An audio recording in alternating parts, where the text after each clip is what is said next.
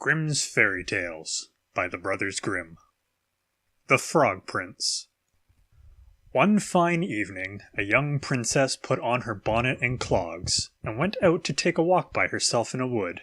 And when she came to a cool spring of water that rose in the midst of it, she sat herself down to rest for a while.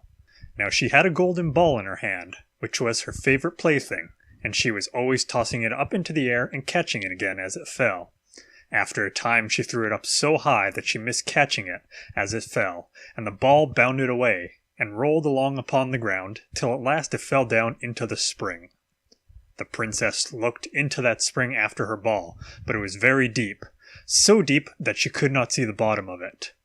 Then she began to bewail her loss, and said, "Alas! If I could only get my ball again, I would give all my fine clothes and jewels, and everything that I have in the world."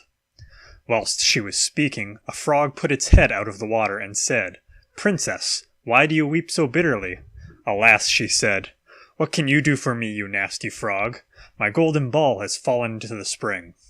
The frog said, "I want not your pearls, your jewels, and fine clothes, but if you will love me, and let me live with you, and eat from off your golden plate, and sleep upon your bed, I will bring you your ball again." "What nonsense," thought the princess. "The silly frog is talking.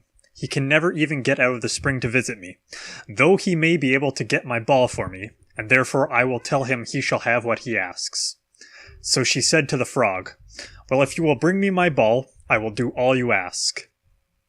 Then the frog put his head down and dived deep under the water, and after a little while he came up again with the ball in his mouth, and threw it on the edge of the spring. As soon as the young princess saw her ball, she ran to pick it up, and she was so overjoyed to have it in her hand again, she never thought of the frog, but ran home with it as fast as she could. The frog called after her, "Stay, princess, and take me with you as you said," but she did not stop to hear a word. The next day, as the princess had sat down to dinner, she heard a strange noise. Tap, tap, plash, plash, as if something was coming up the marble staircase. And soon afterwards there was a gentle knock at the door, and a little voice cried out and said, "Open the door, my princess dear. Open the door to thy true love here, and mind the words that thou and I said, by the fountain cool in the greenwood shade." Then the princess ran to the door and opened it, and there she saw the frog, whom she had quite forgotten. At this sight she was sadly frightened, and shutting the door as fast as she could came back to her seat. The king, her father, seeing that something had frightened her, asked her what was the matter. "There is a nasty frog," said she, "at the door, that lifted my ball for me out of the spring this morning. I told him that he would live with me here, thinking he could never get out of the spring, but there he is at the door, and he wants to come in."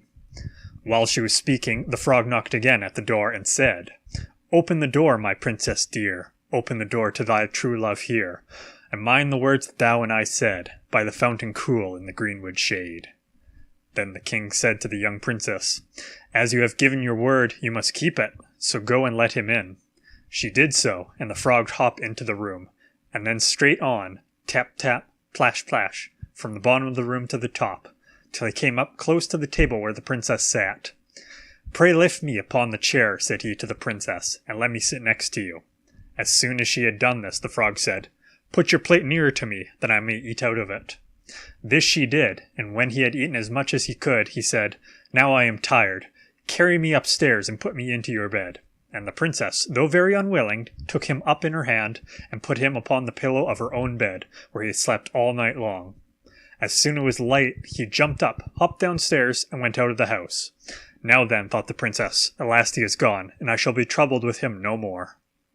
But she was mistaken, for when night came again she heard the same tapping at the door, and the frog came once more and said, "Open the door, my princess dear. Open the door to thy true love here, and mind the words that thou and I said, by the fountain cool in the greenwood shade."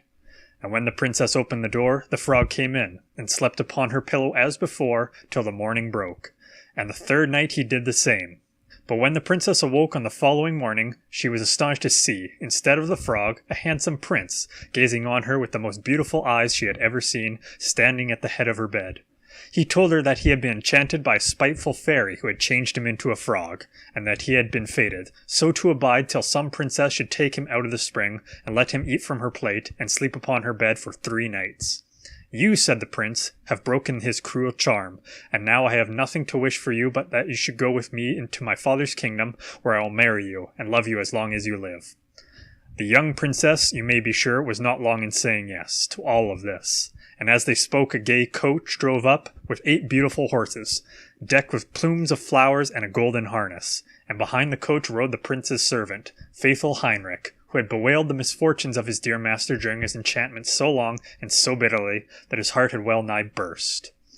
They then took leave of the king and got into the coach with 8 horses, and all set out full of joy and merriment for the prince's kingdom, which they reached safely, and there they lived happily a great many years.